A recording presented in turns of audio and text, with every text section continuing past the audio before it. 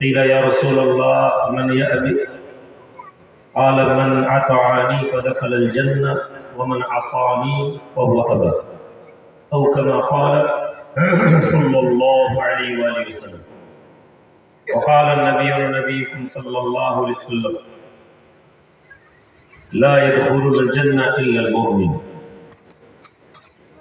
وقال نبيكم صلى الله عليه وسلم من قال لا إله إلا الله فدخل الجنة. إن الله وملائكته يصلون على النبي يا أيها الذين آمنوا صلوا عليه وسلموا تسليما. اللهم صل على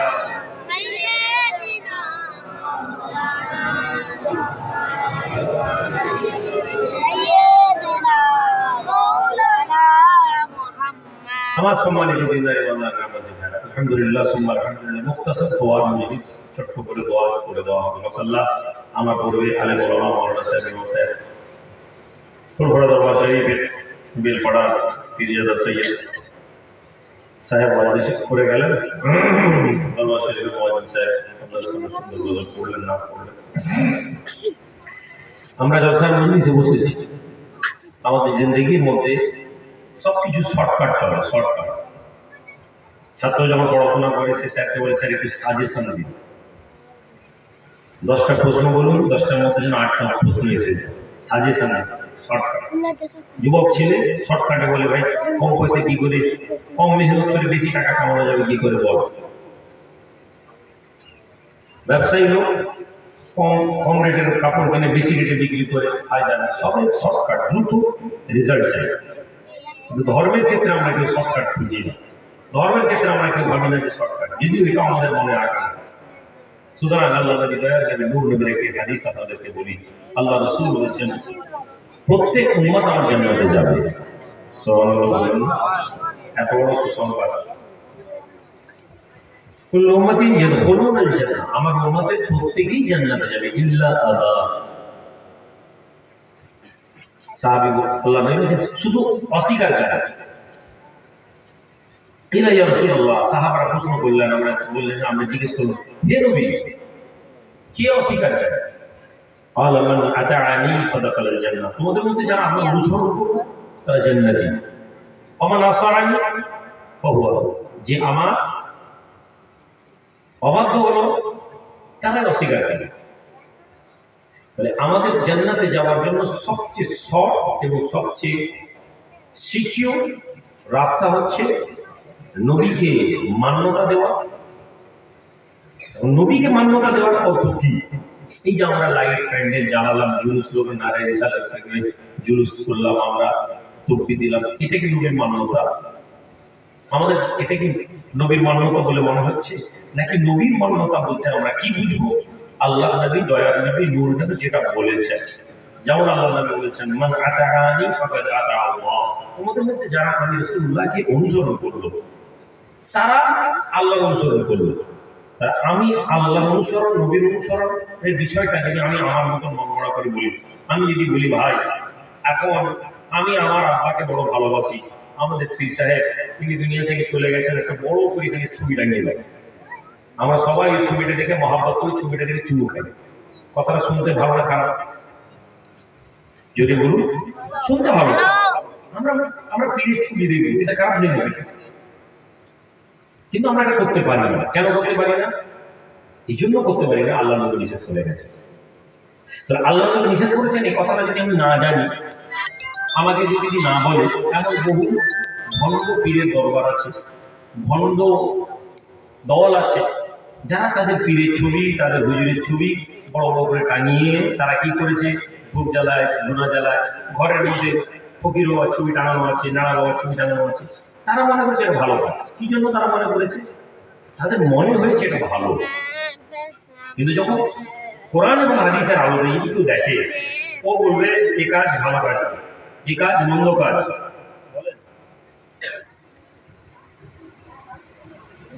বাজান বাজান আমি যাচ্ছি, গিয়ে দেখে বললে ভালো হয় না? বাজারের ভিতরে তো কি আছে না জেনে গেলে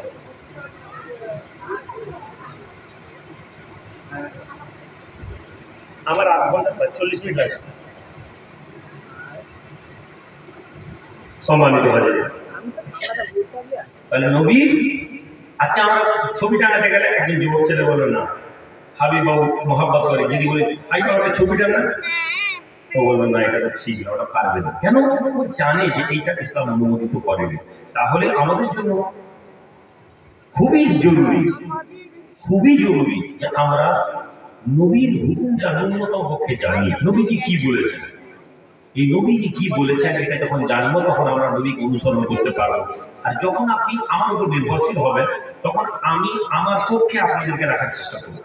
পীরপন্থীদের একটা বড় সমস্যা হচ্ছে তারা নবী ধরে রাখার চেষ্টা করে। তারা কি করে? মুড়ি ধরে রাখা। আমি বললাম এখানে যদি আমার দাওয়াতটা কমে যায় তাহলে তো আমার সমস্যা। আমার দৌড় কিসে? আমার দৌড় জলসা। আমার যত জলসা হবে আমার নাম বাড়বে, যত জলসা হবে আমার নজরে না আসবে, যত এলাকায় ছেলেরা আমাকে হইহই করবে, আমরা বড় বিশ্বাস। আমি যদি জঙ্গলে বসে থাকি আমাকে যদি লোক না চিনে তাহলে কি আমার দাম হবে? হবে না, লোক আমাকে দিবে। কিন্তু হাকিকাতান কি আসলে পীরমন্দির লাইন এটা ছিল এটা ছিল না। আল্লাহ মানুষদেরকে আমরা দেখেছি তারা দুনিয়া থেকে বিলীন হয়েছে, আমরা দুনিয়ামুখী হয়েছি। এই দুনিয়ামুখী হওয়া এবং দুনিয়াবিমুখ হওয়ার পার্থক্য কোথা থেকে জানবো? নবীজির আলোচনা, আল্লাহ রাসূল সাল্লাল্লাহু আলাইহি ওয়াসাল্লাম কথা থেকে, সুন্নাত নববীর উপর থেকে। এই জন্য কোরআনে আল্লাহ বলেছেন, নবী হে বলুন, কুল হাল ইয়াস্তাবিল লাযিনা ইয়া'লামুনা ওয়াল লাযিনা লা ইয়া'লামুন। হে নবী আপনি বলুন যে জানে আর যে জানে না তারা কি এক? তাহলে জানা আমাদের জন্য জরুরি। আমরা এখানে আজকে নবীর আতাআলি শব্দের ছোট্ট একটা ব্যাখ্যা করবো, শুনে আমি দোয়া করে আমরা দোয়াচ্ছি চলে যাব।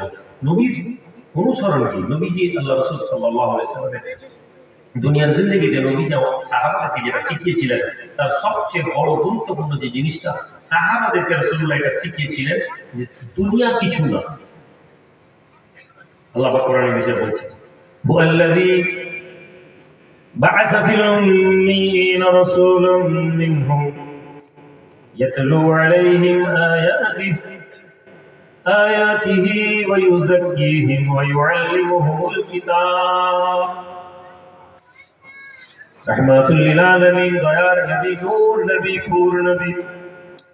মক্কার এই মানুষগুলো যারা আল্লাহ বলতে কি জানতো না, তারা বলতো আমরা আল্লাহকে মানি, কিন্তু তারা আল্লাহর হুকুম কি জানতো না।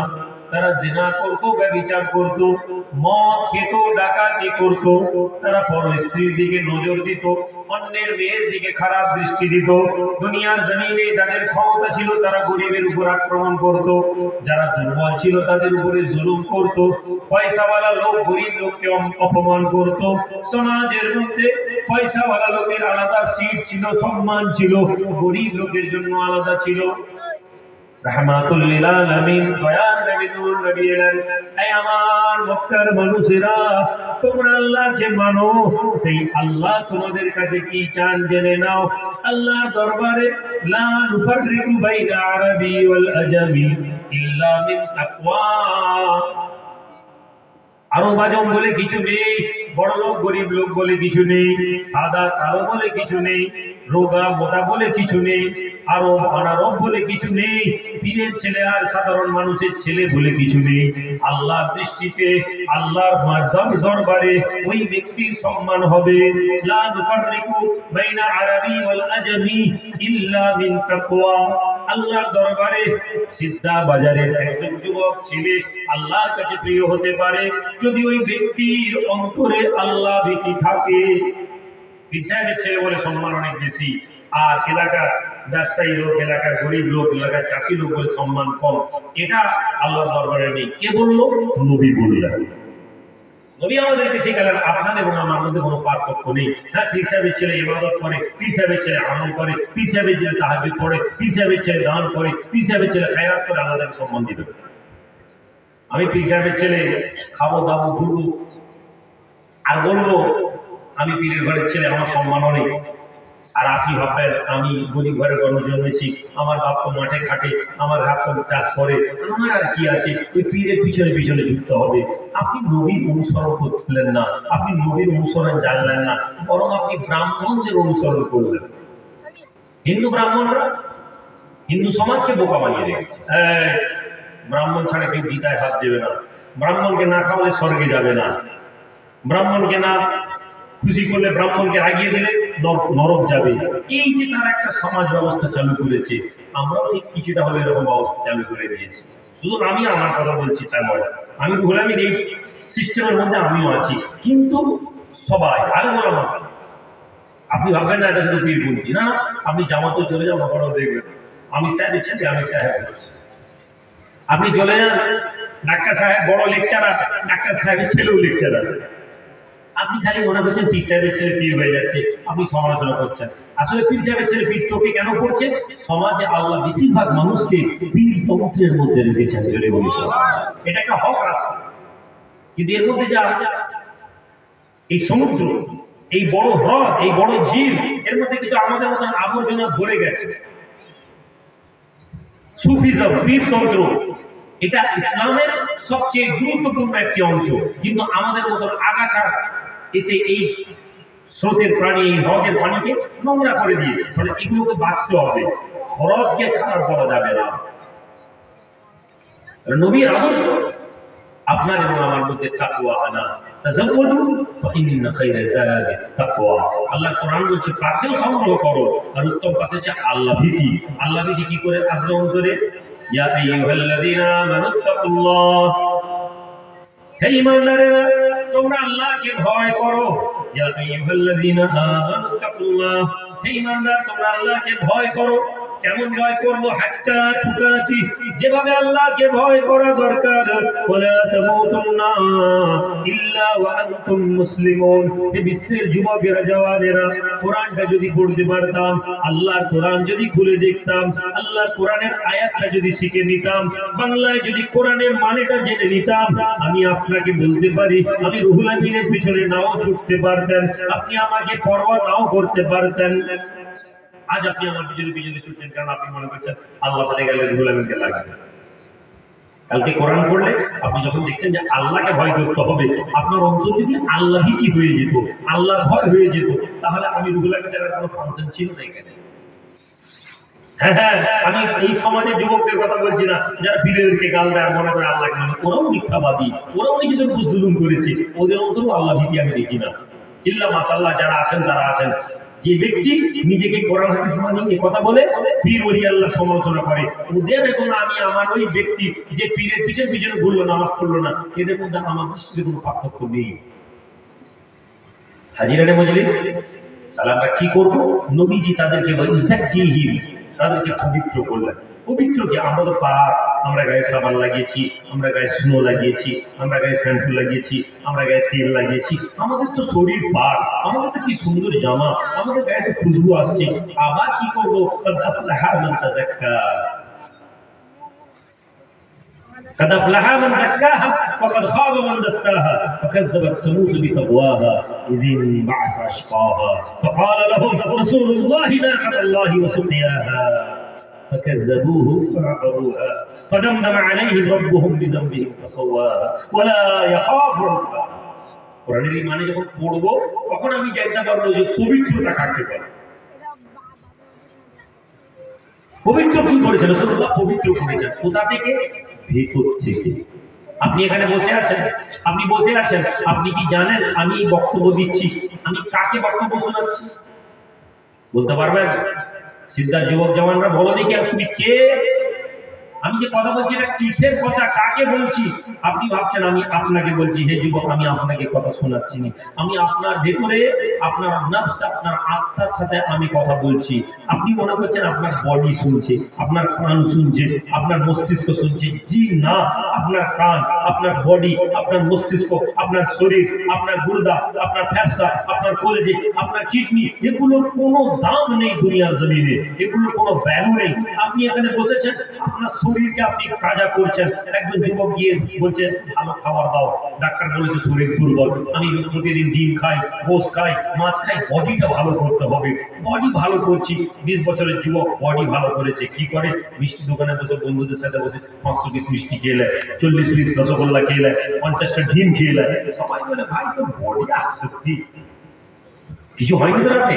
আরে আবার তুমি শক্তিশালী যুবক, তুমি কত ফাঁকার করো, তুমি কত তেজ দেখাও, তুমি জিমে গিয়ে বডি বিল্ডিং করো, তোমার শরীর দেখে লোক বলে কি সুন্দর বডি। যুবক, তোমার বয়স 30, এখন দুনিয়াতে তোমার মনে হচ্ছে যা চাইবে তাই করবে, তোমার শরীরকে তুমি খোরাক দিয়েছো, কিন্তু এই শরীর তোমার খোরাক নেবে না। তুমি যখন 30 বছর থেকে 40-এ পৌঁছাবে, 45-এ পৌঁছাবে, তোমাকে যখন 400 পিস মিষ্টি খেতে বলবে, তুমি যদি জিদ করে খেয়েও না, রাতের বেলা তোমার বমি হয়ে যাবে, পায়খানা হয়ে যাবে। পরের বার তুমি বলো না ভাই শরীরটা ভালো।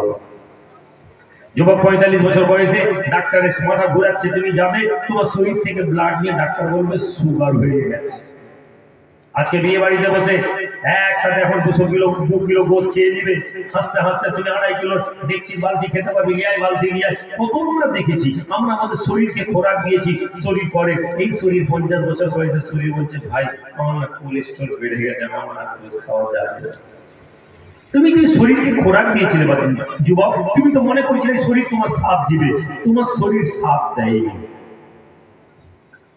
আল্লাহর বান্দা, যুবক, জওয়ান, তোমার ভিতরে একটা জিনিস আছে যাকে নফস আল্লাহ বলে। যে নফসকে আল্লাহ ডাক দেন ইয়া আইয়াতুহান নফসুল মুতমাইন্নাহ। আল্লাহ ডাক দেন হে প্রশান্তময় আত্মা। এমন একটা নফস যে নফস দুনিয়ার জমিনে খাওয়ার খোঁজে না। তুমি যদি তোমার নফসকে এক বেলা খেতে না দাও, তোমার নফস তোমাকে গালি দেবে না, তোমার নফস তোমাকে বদদুয়া দেবে না।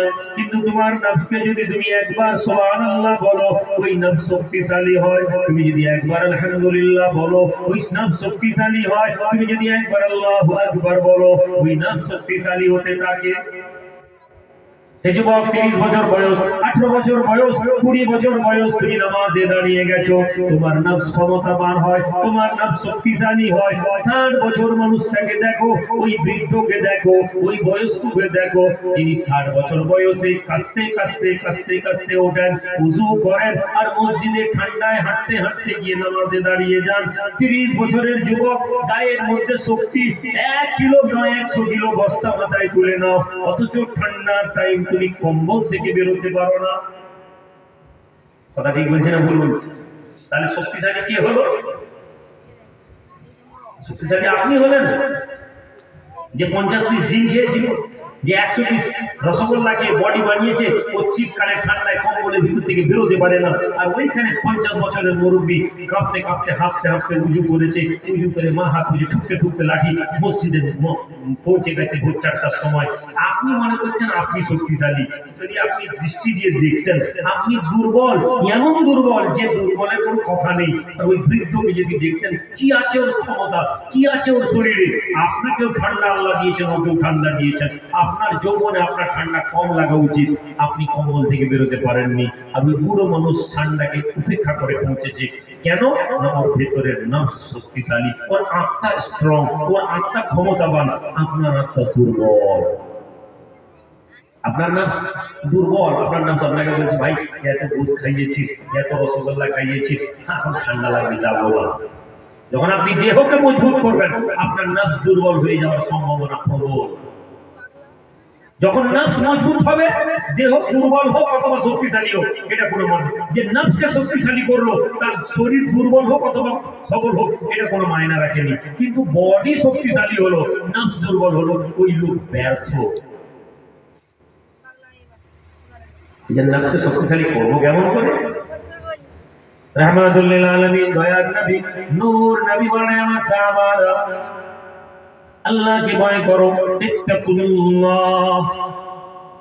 সাহাবা এসে আল্লাহর নবীকে বলেন ইয়া রাসূলুল্লাহ, আমাকে একটি আমল বলে দিন, আমাকে আওয়াজ দিয়ে ইয়া রাসূলুল্লাহ আমাকে একটু ওসিয়ত করে দিন, আমাকে এমন কথা বলে দিন যে কথাটা আমি আমার জীবনে মনে রাখবো, যে কথাটার দ্বারা আমি আল্লাহর জমিনে চলবো, যে কথাটা আমার আখিরাতে কাজে আসবে। রাহমাতুল লিল আলামিন বলেন ইত্তাকুল্লাহ, হে আমার সাহাবা আল্লাহকে ভয় করো। এই সময় তুমি যেখানেই থাকো দুনিয়ার জমিনে, আল্লাহর বান্দা তুমি যেখানেই থাকো, তুমি আল্লাহকে ভয় করো। ইমাম সাহেব, মৌলভী সাহেব, পীর সাহেব জলসার মজলিসে বসে আমি বড় বড় কথা বলি, হুজুর বড় বড় ওয়াজ করে, আলেম বড় বড় হাদিস শোনায়, দরজা লাগিয়ে ঘরের ভিতরে বসে যুবক তুমি মোবাইল ঘাঁটো। গান দেখো, সিনেমা দেখো, পীর সাহেবের সামনে মাথায় টুপি লাগিয়ে জিন্দাবাদ জিন্দাবাদ করতে করতে আমাকে নিয়ে এসেছো। হুজুর চলে যাওয়া পর্যন্ত মাথায় টুপি, কিন্তু হুজুর যেই বেরিয়ে গেল মোবাইলটা খুলে তুমি গান বাজিয়ে দিলে, গানের মধ্যে ব্যবসার মিউজিকটা শুনতে আরম্ভ করে দিলে। তুমি মনে করলে কেউ দেখছে না, দরজা লাগিয়ে তুমি গান শুনছো, বাজনা শুনছো, সিনেমা শুনছো, বাজে মোবাইলে ছবি দেখছো, তুমি মনে করছো কেউ জানতে পারেনি।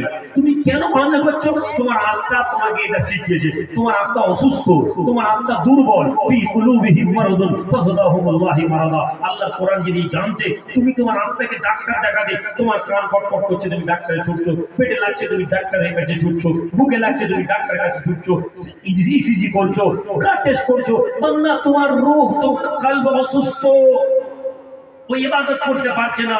ওকে তাড়াতাড়ি ইলাজ করো, ওর তাড়াতাড়ি ডাক্তার দেখাও। কোথায় ডাক্তার পাবো? যাও তাবিবুল জিসমি ওয়ার রূহ, জিসমের ডাক্তার যেমন গেছো, তাবিবুর রূহের কাছে যাও, ফাজিলাতুস শাইখের কাছে যাও। হ্যাঁ, যিনি তোমার রূহকে খোরাক দিবেন। এই ছেলে বসে যাও। কি করবে?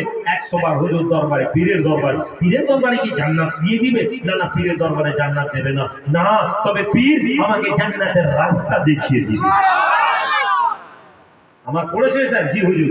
আমিও নামাজ পড়লাম, তুমি পড়লে। আমি বলছি আমি পীর মানি না। তুই বলছি আমি পীর মানি। হুজুর ভাই বাবা, এসার নামাজের পরে এই দোয়া পড়বে, আল্লাহুম্মা সাল্লি আলা মুহাম্মাদিন নাবিয়্যিল ওয়া আলিহি ওয়াসাল্লাম তাসলিমা। পড়ো বাবা, এই দোয়া পড়ো। তুমি দোয়া পড়ছো, দরুদ পড়ছো, 100 বার রাইট ফজরের পরে আল্লাহুম্মা সাল্লি আলা সাইয়্যিদিনা মুহাম্মাদিন সাল্লিম ওয়া আলা মুহয়্যিস সুন্নাত মুজাদ্দিদ আল-ফিসানি রাহমাতুল্লাহ আলাইহি। এই দরুদটা পড়ো বাবা। নাসরুল তরিকা মুজাদ্দিদ তরিকা, এই দরুদ 5 বার পড়ো। লা হাওলা ওয়া লা কুওয়াতা ইল্লা বিল্লাহ 100 বার পড়ো। তোমাকে শেখানো হচ্ছে। আমি ফজরের নামাজ পড়ে গিয়ে ঘরে হাওয়া করে ঘুমাচ্ছি, আর এক লোক উঠে বলছে আমাকে ওজিফাটা করতে হবে।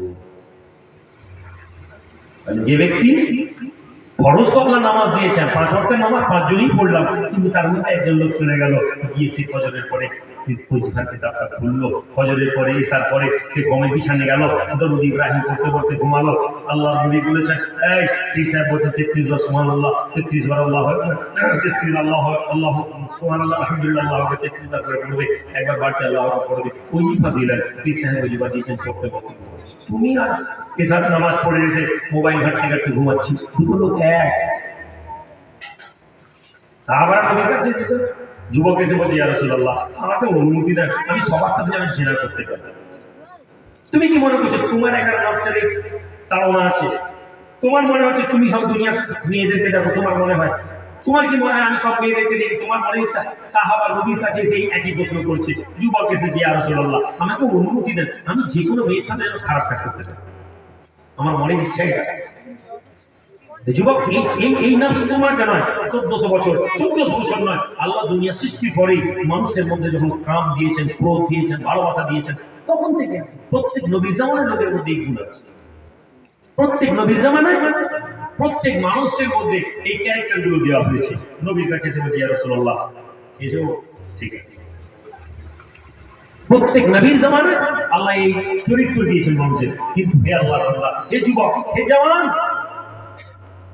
তুমি বুঝতে পারছো না, তোমার নফস, তোমার আত্মা এইকে চাইছে বিভিন্ন মেয়ের দিকে তাকাতে। নবীর জামানায় একই ছেলে এসেছে, ইয়া রাসূলুল্লাহ, আমাকে অনুমতি দেন। নবী সাহাবারা লেগে গেছে, রাসূলুল্লাহ দাঁড় করে। তুমি মেয়ের দিকে তাকালে তোমার শরীর, চোখ কন্ট্রোল হয় না। রাস্তা দিয়ে একটা মেয়ে গেলে তোমার মনে হয় মেয়েটার দিকে দেখি, শরীরটা দেখি। যুবক, তোমার আত্মার এলাজ নেই বলে তুমি তোমার আত্মা, তোমার নফস অসুস্থ বলে তুমি দেখোনি। নবীজির কাছে একই কথা নিয়ে এলো, নবীজি তার এলাজ করছেন, নবীজি তার ওষুধ দিচ্ছেন। তোমার জন্য এই ওষুধ, তুমি যদি এই ওষুধ নিয়ে নিতে পারো, তুমি আর গুনার দিকে এগোবে না, কোনো মেয়ের দিকে খারাপ নজরে দেখবে না। তুমি খারাপ নজরে কেন দেখো? তোমার রূহ অসুস্থ। নবীজি বলছেন, এই সাহাবা, তোমার বাড়িতে তোমার মা আছে, ইয়া রাসূলুল্লাহ, তুমি কি তোমার মায়ের সাথে এই কাজ করতে পারবে? অনুমতি কাউকে দিবে? তোমার কাছে কেউ যদি সে বলে ভাই তোর মায়ের সাথে আমি খারাপ কাজ করবো, তুমি দিবে? ইয়া রাসূলুল্লাহ, না। তোমার বিবি আছে, তোমার বিবির সাথে কি এই কাজ করতে দিবে? না। তোমার বাড়িতে তোমার বোন আছে, কন্যা আছে, তুমি দিবে? না। হে যুবক, তোমার বাড়িতে তোমার মা, বোন, মেয়ে আছে, স্ত্রী আছে, তুমি এই কাজ করার জন্য অনুমতি দিতে পারো না। আমি রাহমাতুল্লিল আলামিন, বিশ্বের নারী হয় সে কারো মা, না হয় কারো বোন, না হয় কারো স্ত্রী। যেমন তুমি তোমার মা বোনের জন্য অনুমতি দিতে পারো না, আমি নবী রাহমাতুল্লিল আলামিন বিশ্বের মহিলাদেরকে তোমাকে কেমন করে অনুমতি দিতে পারো?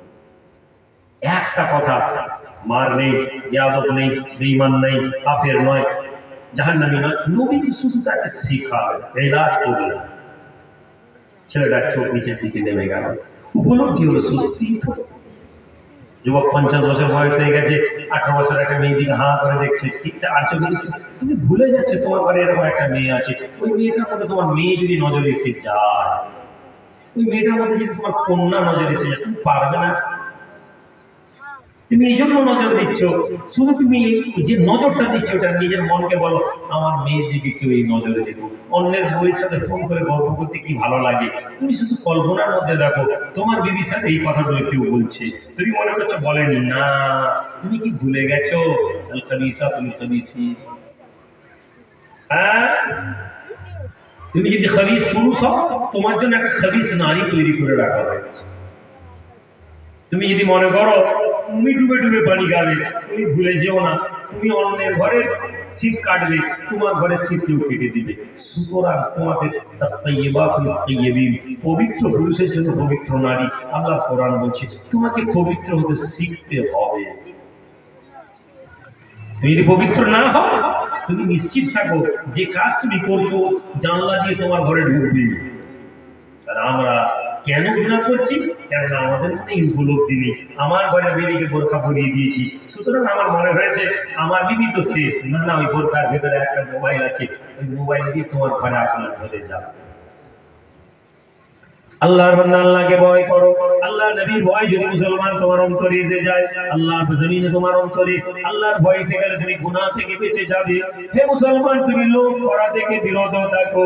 আল্লাহর জমিনে যে ব্যক্তি লোভী হয়, ওই ব্যক্তি ব্যর্থ হয়। কি কারণে লোভী হওয়া যাবে না? আল্লাহর কোরআন বলে তাজাওয়াদু ফা ইন্না খায়রা যাদিত তাকওয়া। আল্লাহ ভীতি যদি অন্তরের মধ্যে আনে, বান্দাদের যুবক কথা বলতে কথা বেড়ে যাবে, কি করবো না বললেও বাংলাদেশ যুবক যুবক ছেলে ভালো কাজ করে, ভালো কাজ করতে হবে, লোভ করা যাবে না। আজকে একটা কোনো কাজ করলে বলি কি লাগবে, কি লাভ, আইমা আইনা কেন করবো, আইনা করে কি লাভ? হে যুবক, তোমার এই ধারণা থেকে বেরো, তুমি এখান থেকে বেরো। আমি তোমাকে কাফের বেঈমান জাহান্নামী বলতে পারো না, কিন্তু এটা সত্য কথা তো। তুমি যদি তোমার কম, তোমার বিশ্বাস, তোমার আদর্শের মধ্যে না থাকো, তাহলে আল্লাহ তোমাকে অপমান দিবেন, তোমাকে অপমানিত করা হবে। কিসের জন্য? কেননা তুমি নিজে অপমানকে ডেকে নিয়েছো নিজের কাঁধে। তুমি যদি মনে করো দুনিয়ার জমিনে তোমার ভালোটা তৃণমূল করবে, দুনিয়ার জমিনে তোমার ভালোটা সিপিএম করবে, দুনিয়ার জমিনে তোমার ভালোটা কংগ্রেস করবে, তাহলে আল্লাহ দুনিয়ার জমিনে তোমাদেরকে ওদের দ্বারাই সেলিট করবে। কেননা তুমি এটা চেয়েছো, তুমি এই কথা বলেছো, তৃণমূল না করলে বিজেপি এসে যাবে, মুসলমানের ক্ষতি হয়ে যাবে। তোমার দুনিয়ার হেফাজতটা তুমি বলেছো আল্লাহ নেই, বান্দা করে দিবে। তুমি তোমার হেফাজত তৃণমূলের হাতে তুলে দিয়েছো, আল্লাহ বলবেন বান্দা যা। আজকে মুসলমানকে মারলে আপনি শুনেছেন তো আই লাভ মোহাম্মদ সাল্লাল্লাহু আলাইহি ওয়াসাল্লাম নাকি একটা লেখা ছিল, নাকি পুলিশ এফআইআর নাকি করেছে। ঘটনাটা কোথায় হয়েছে জানান না? হ্যাঁ, ইউপিতে। বাংলায় হয়নি কিছু। এই দিনা 10-12 আগে, 12ই রবিউল আউয়াল সম্ভবত, 13ই রবিউল আউয়াল, 12-13 দিন 15 দিন আগে আমাদের চণ্ডীপুর থানা, আল্লাহ নবী নামে ব্যাঙ্গল ছবি টবি ছিল, একটা ছেলে পোস্ট করেছে। কিছু ছেলে, মুসলিম ছেলে গেছে, এখন ওখানে খুব বেশি নামাজিকে দেখতে পাওয়া যায়। একদল লোক বলে নামাজ পড়তে হবে, মাসাল্লাহ নামাজ পড়তে হবে, কিন্তু আপনি দেখবেন ইসলামের উপর আক্রমণ হলে মসজিদের ইমাম আর নামাজিদেরকে খুব বেশি প্রথম তারিখে পাওয়া যায়। কেন? মসজিদের মধ্যে কোনো অসুবিধা নেই। কালকে মসজিদ তালা লাগিয়ে দিলে এই নামাজি আর এই নামাজের দাওয়াত দেন আমাদেরকে পাবেন। শুনতে খারাপ লাগবে ভাই, কিন্তু কথা সত্য। শুনতে খারাপ কিন্তু কথা সত্য। কালকে যদি মসজিদ তালা লাগিয়ে দেয়, পুলিশ এসে যদি লাঠি দিয়ে বসে, যে মসজিদের উপর তার পাঠিয়ে লম্বা করে দেবো, আমরা মসজিদে যাবো নি, নামাজের দাওয়াত দেওয়ার গল্প শেষ হয়ে যাবে। নবীর মোহাব্বত, নবীর নামে জুলুস, কালকে যদি জুলুসে 4টা করে যদি থানায় কেস দেওয়া শুরু করে, দেখবেন নবী প্রেমী, নবী আশিক, নবীর গোলাম সব ঘরে ঢুকেছে। আমরা ওই ধর্ম পালন করতে চাই যেটা সস্তা, যেখানে কোনো ঝঞ্ঝাট নেই, যেখানে কোনো বাধা নেই, যেখানে কোনো অসুবিধা নেই। আমি বললাম আমি নাস্তিক, দুটো কথা বললাম, পকেটের নজরে নিয়ে চলে গেল, এখানে কোনো সমস্যা নেই। কারণ দাঁড়িয়ে মাইক গরম করে দেওয়ার বক্তব্য দেওয়ার কোনো অসুবিধা নেই। আমার বক্তব্যে 4টা পুলিশওয়ালাকে রেখে দেন, প্রশাসন বলে আপনার বক্তব্য রেকর্ড করা হচ্ছে, ভুলভাল কথা বলবেন এক্ষুনি এফআইআর হয়ে যাবে। দেখবেন আমি বলে দিনের মধ্যে কত ভালো ভালো কথা আসবে, কত ভালো ভালো ভাই সবাই করতে হবে সরকারের। যেমন আমাদের ভেতরটা অসুস্থ, যে যার মতন করে দুনিয়াতে কামিয়াব হতে চাইছি, দুনিয়াতে সাকসেস হতে চাইছি, যে যেমন করে প্রার্থী হচ্ছে, কেউ সরকারের পক্ষে বলে, কেউ সরকারের বিরুদ্ধে বলে, কেউ তবলিগের পক্ষে বলে, কেউ তবলিগের বিরুদ্ধে বলে, কেউ পীরের পক্ষে বলে, কেউ পীরের বিপক্ষে, প্রত্যেকে যে যার জায়গায় দাঁড়িয়ে নিজেরটা বলছি। আমি দেখতে পাচ্ছি না, আমি দেখতে পাচ্ছি না তবলিগ ভালো কাজ করছে, আমি দেখতে পাচ্ছি না পীরপন্থী ভালো কাজ করছে, আমি দেখতে পাচ্ছি না একজন কোরআনের দাওয়াত দিচ্ছে, আমি দেখতে পাচ্ছি না একজন হাদিসের, আমি দেখতে পাচ্ছি না। আমি শুধু দেখতে পাচ্ছি আমার সাথে কে আছে, আমার সাথে যে নেই, আমার বিরুদ্ধে আছে, সে আমার নয়, সে খারাপ, সে বা সে জাহান্নামী, সে বেদাতি। এটা হচ্ছে লোভ, এটা হচ্ছে নফসের লড়াই, নফসের ধোঁকা। বাগদাদের এক যুবক ছিল, লোকের জন্য কাজ করতো, খিদমত করতো, কোনদিন সে কোনো মানুষের জন্য আশা করতো না। আর তারা বলতো, সে বলতো যে আমরাই তো আল্লাহর জন্যই কাজ করি, আর এর প্রতিদান আমরা আল্লাহর কাছেই চাই। হে আল্লাহর বান্দা, যুবক জওয়ান, দুনিয়ার জমিনে তুমি কাজ করো, আল্লাহর জমিনে তুমি কাজ করবে, মানুষের খিদমত করবে, খিদমতে খালকের উপরে আমল করবে, দুঃখী মানুষের জন্য খিদমত করবে, অসুস্থ মানুষকে দেখবে। দুনিয়ার মানুষ তোমাকে ভালো বলুক অথবা মন্দ বলুক, তুমি এই কথা বলো, হে আল্লাহ আমার ভালো কাজের প্রতিদান তো আপনি দেবেন। যেদিন তুমি এই কথা বলতে শিখে যাবে, যেদিন তোমার অন্তরে এই কথা এসে যাবে, হে আল্লাহর বান্দা, সেদিন তুমি লক্ষ্য করে দেখবে তোমার দুনিয়ার জমিনে তোমার মনে শান্তি। তুমি যাচ্ছে রাস্তায় যেতে যেতে দেখছে একজন বুড়ো লোক পড়ে আছে, অসুস্থ, ধরেছে বিনা কারণে, বিনা কারণে সে দাঁড়িয়ে গিয়ে কাজ লোকটাকে সুস্থ করলো, লোকটাকে তুললো। কেউ আবার বললো বাবা ফকির লোক, মুসাফির লোক পড়ে গিয়ে পা ভেঙে গেছে, পা মালিশ করে ঠিক করে তার শুশ্রূষা করে খিদমত করে ঘরের লোকটাকে চিনলে কোথা থেকে পাগলা একটা ফকিরকে নিয়ে চলে এসেছি, আমরাই খেতে পাইনি, গরিব মানুষ একটা লোক, সে তার মাকে বলে মা আমার খাবারটা দিয়ে দাও, কিন্তু মানুষটাকে খিদমত করো। আল্লাহর বান্দা মুসাফির বুড়ো লোক, এই আদর্শ আজ আমাদের মধ্যে নেই, ভাই ওয়াজে রয়ে গেছে। সিদ্ধার্থ যুবক, একবার দাঁড়িয়ে বলো যে শেষ কবে আল্লাহর জন্য কোনো মানুষকে খিদমত করো, শেষ কবে আল্লাহর জন্য রাস্তার একটা কুকুরকে পানি খাইয়েছো, শেষ কবে বিনা কারণে একটা গরিব এতিম ছেলেকে একটা কাপড় দিয়েছো, আল্লাহর জন্য করেছো, কবে মনে করো? ওই মসজিদে দিয়েছি, মাদ্রাসায় দিয়েছি, জাকাতের টাকা দিয়ে দিয়েছি, ব্যাস মনে করছি ধর্ম শেষ, ধর্ম কাছে। কত ভিখারি রাস্তায় বসে আছে, কোনোদিন মনে হয়নি দাঁড়িয়ে দুটো টাকা দিয়ে, মনে হয়নি, কেননা আমার কাছে এটা ধর্ম। হুজুর আসবে 30,000 টাকার জায়গায় 40,000 টাকা দিতে অসুবিধা নেই। মসজিদের ইমামের বেতনটা 8,000 থেকে 10,000 করে দিলে একটু ভালো হতো। বেচারা বিয়ে করেছে, বলছিল নতুন লোক, নতুন ছেলে, কম বয়সী ছেলে, ওকে দিয়ে দাও। কমিটি লোক বলছে আরে বাড়তি ইনকাম আছে, 8,000 টাকা বেতন, 3 মাস বেতন নেই, আরে ইমাম সাহেব তো চলে যায়। যুবক, তুমি কখনো ভাবোনি যে না আমাকে কেউ 10,000 টাকার বেতন দিলে আমি বলছি কি করে সংসার চলবে? মসজিদের ইমামকে 10,000 টাকা বেতনে রেখেছি, 10,000 মানে তো কপাল ভালো এই মসজিদের ইমাম। আজকের দিনে 5,000 6,000 টাকা ইমাম দেয়, সরকারি ভাতা 2,000, গ্রাম কমিটি 5,000। মসজিদ পাথর লাগছে, মসজিদে টাইলস লাগছে, মসজিদে ফ্যান লাগছে, মসজিদে এসি লাগছে, মসজিদের ইমামের বেতন বাড়ছে না। আমরা মনে করছি আমরা অনেক ইবাদত করছি। মা বলছে বাবা 10 দিন ধরে ওই যুবক খিদমত করার পরে পুরোটা উঠছে, বলছে শোনো তুমি তো খুব ভালো ছেলে, কিন্তু তুমি তো খুব সিধা, এক কাজ করো, তোমাকে আমি একটা তেলেসমাত জিনিস দিচ্ছি, তেলেসমাত যে জিন্নাতে কিছু কাজ আমল, এই বীজটা রাখো,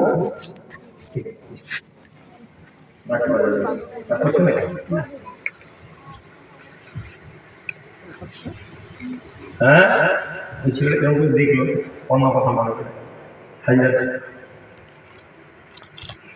মহিউদ্দিন বালখী রহমতুল্লাহ বালাখার বাদশাহ, আল্লাহ পাওয়ার জন্য বাদশাহী ছেড়ে চলে গেছেন ফকিরের খানকাতে, পীরের খানকাতে। এইখানে যখন রাতের ঘুমাচ্ছেন, থেকে লোক ইচ্ছা করে গায়ে পানি ঢেলে দিয়েছে, লোক ইচ্ছা করে পানি, হ্যালো হ্যালো হ্যালো, একটা লোক ইচ্ছা করে গায়ে পানি ঢেলে দিয়েছে। কটমট করে দাঁড়িয়েছিলেন। পীর বলছেন, কি হয়েছে? মানে হুজুর কটকট করে তাকাচ্ছে, লম্বা কাহিনী আছে। বলছেন ওরা এখনো এগুলো তাসাউফের রুহানিয়াত পাওয়ার যোগ্যতা অর্জন করেনি। জোরে বলছেন, শুধু তাকানোর জন্য। এটাই পীরের দরকার। হাক্কানি মানুষের স্বভাব যেটা, তোমার আমিত্ব থাকলে তুমি খোদা পেতে পারো। শয়তান অনেক আমল করেছে, নিজের নফসকে যদি আমরা পুরাতে না পারি ভাই, সম্ভব না। এই ছেলেটাকে একটা বীজ দিয়েছিলেন, বলছে এটা রাখো। এই গাছ এমন একটি গাছ, যে গাছের ফল যখন মানুষ সুঘ্রাণ নিবে, তার শরীরের মধ্যে এর বাইরে থেকে ফোন আসছে, বিরক্ত করে। হ্যালো,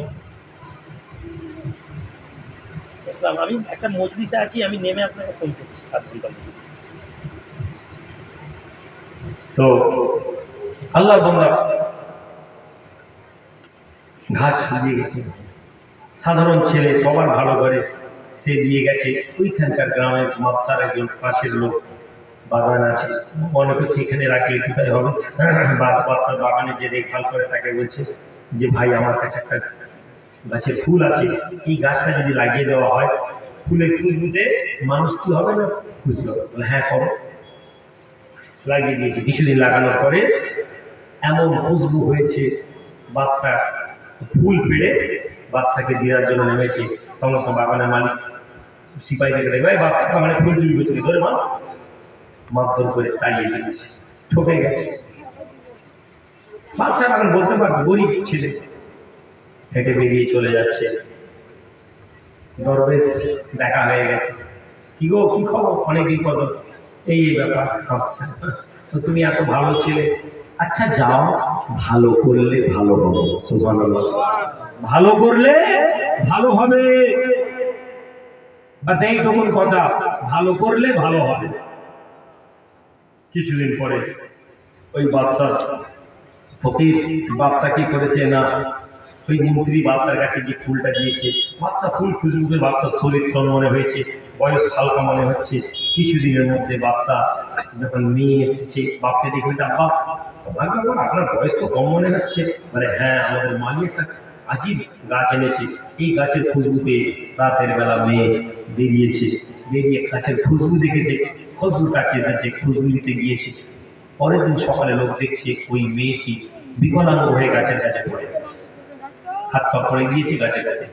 রাজার মেয়ে তুলসমা হয়েছে, বাচ্চা তো বাচ্চা। মন্ত্রী, তুমি আমাকে গাছ দিয়েছিলাম, আমার মেয়ে গাছের কাছে বলছে কি আছে, ধরে চাপা থাপড়েছে। মন্ত্রী বলছে আমার গাছ না, এই ব্যাপারে একটা যুবক ছিল, দেখে নিয়ে আসে। যুবক ছেলে শুনে বলছে আমি তো জানি কি আছে, তবে আমি চেষ্টা করব। আবার অপেক্ষা করছে ফকির এসে। ফকির বলল শোনো, এটা জিন্নাতেরা করেছে, রাতের বেলা যাবে, এই দোয়া পড়বে আর এই কথা বলবে, এই কথা বললে কি হবে না, তারপরে মেয়েটা সুস্থ হবে।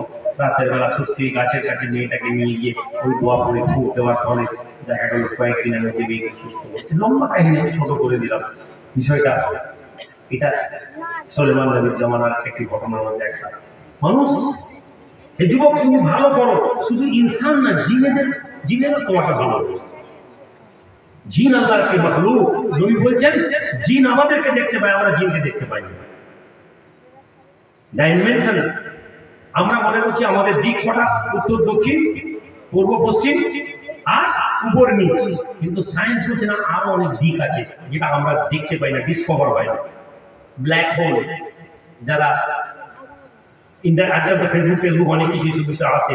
Black hole, timing zone change হয়ে যায়। এখানকার 1 বছর, অন্য গ্রহে 10 বছর, এখানকার 1 বছর, অন্য গ্রহের 1 দিন, এরকম আছে।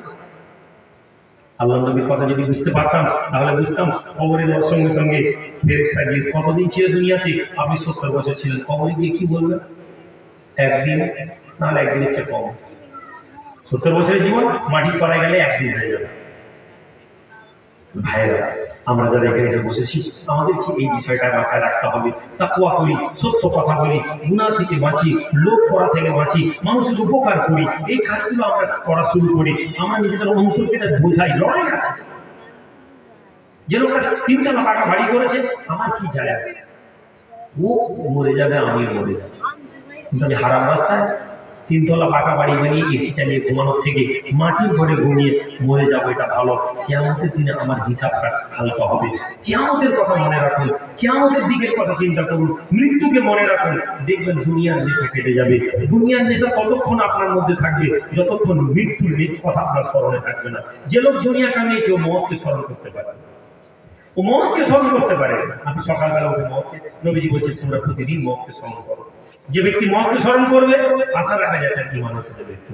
আল্লাহ পাক আমাদের সকলকে তৌফিক দেন হক কথা শুনে চলে পূর্ব আমল করা। ছোট্ট ইয়া নবী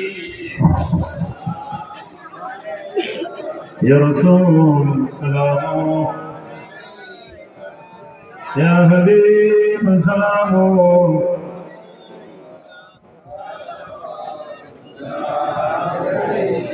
طلع البدر علينا من ثنيات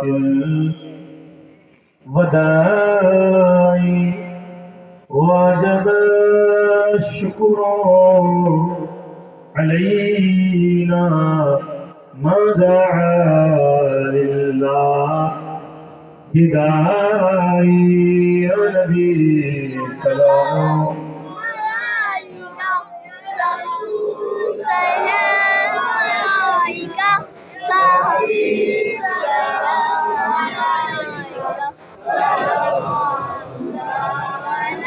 ऐ ज़बा कर जाए मदीना तो नबी जी से ये कहना कि आपका ये कहना मुलेवा आपसे यूं कह रहा था या नबी सलाम या रसूल सलाम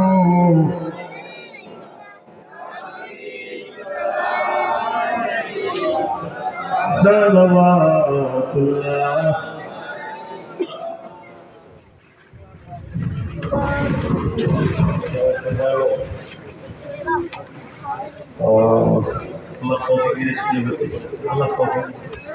স্কুলের একটু খরচ তো টাকার জন্য সবাই মাশাআল্লাহ আল্লাহুম্মা আমিন اللهم ربنا آتنا في الدنيا حسنة وفي الآخرة حسنة وقنا عذاب النار وادخلنا الجنة مع الأبرار يا عزيز يا غفار يا كريم يا ستار يا رحيم يا جبار يا خالق يا بر اللهم اجرنا واخلصنا من النار يا مجير يا مجير يا مجير ربنا ظلمنا أنفسنا وإن لم تغفر لنا وترحمنا لنكونن من الخاسرين ربنا لا تزغ قلوبنا بعد إذ هديتنا وهب لنا من لدنك رحمة إنك أنت الوهاب ربنا اغفر لنا ولإخواننا الذين سبقونا بالإيمان رب ارحمهما كما ربياني صغيرا يا الله পাক মেহেরবান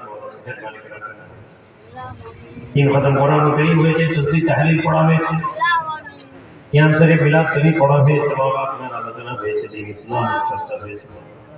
সালাতনা কায়ে নামদার দুজাহানের বাদশাহ হাবিব ও তবিব জনাব মুহাম্মদ রাসূলুল্লাহ সাল্লাল্লাহু আলাইহি ওয়াসাল্লাম সাহাবা তাবেঈন তবে তাবেঈন মুস্তাদিন ওয়ালিদের পাক বাবা খাস করে মাওলানা খলিফাতুল ইমাম بالخصوص مولانا قطب الأقطاب شيخ المصائب إمام الحسنة سيدنا ديوان محمد زاهد نور الله العزيز للخلق والشهيد خاص করে যে উদ্দেশ্য নিয়ে মওলাই মজলিস করা হয়েছে, আয় আল্লাহ পাক আমাদের পীর মুর্শিদ আব্বাজান হুজুর সাল্লাল্লাহু রাহমাতুল্লাহ আলাইহি এর খাতিরে পৌঁছে দেবেন মাওলা। হুজুরের রূহানি ফয়েজ রূহানি তাওয়াজ্জুহ দান করবেন মাওলা। কবরবাসীদের পক্ষ থেকে মাওলা দুনিয়ার জমিন থেকে আমাদের এই দোয়াগুলো আমাদের কবরের মধ্যে বাপ মা দাদা দাদি নানা নানি নিকটাত্মীয় দূরাত্মীয় অনাত্মীয় যে যেখানে আছেন तमाम মুসলমানদের কবরগুলোকে আপনি জান্নাতের টুকরা বানিয়ে দেবেন মাওলা। রব্বুল আলামিন ছেলে মেয়েদেরকে জান্নাতি জান আতা করুন, নেক করুন, রব্বানি আকানি আলেম তৈরি করুন। আয় আল্লাহ পাক খাস করে পর্দার আড়ালে মা বলেদের সন্তানগুলোকে আল্লাহ পাক শান্তি দান করুন মাওলা। হে আল্লাহ আমাদের অন্তরগুলোকে আপনি তাকওয়া দিয়ে পরিপূর্ণতা দান করুন। হে আল্লাহ পাক আমাদের কলবগুলোকে, আমাদের জবানগুলোকে, আমাদের চেহারাগুলোকে, আমাদের রক্ত, আমাদের গোশত, আমাদের মাংস, আমাদের গান বাম, পূর্ব পশ্চিম উত্তর দক্ষিণ আগে উপরে নিচে আল্লাহ পাক নূর দ্বারা পরিপূর্ণ করুন। আল্লাহুম্মা জাআল কলবি নূর ওয়া সামঈ নূরান ওয়া বসরি নূরান ওয়া লাহমি নূরান ওয়া তাহতি নূরান ওয়া ফাওকা নূর। اللهم أنت مولانا وانصرنا على القوم الكافرين। হে আল্লাহ হাসিদের হাসাদ থেকে, গীবতকারীর গীবত থেকে, পরচর্চাকারীর পরচর্চা থেকে আল্লাহ পাক আমাদেরকে হেফাজত করুন। হে আল্লাহ আমাদের চোখ, কান, নাককে আপনি হেফাজত করুন। আমাদের শরীরের অঙ্গ প্রত্যঙ্গগুলোকে আপনি হেফাজত করুন। হারাম কাজ থেকে বেঁচে থাকার তৌফিক দান করুন। রব্বুল আলামিন আপনার দ্বীনের প্রতি ভালোবাসা তৈরি করে দিন, আখিরাতের মুহাব্বত দান করুন।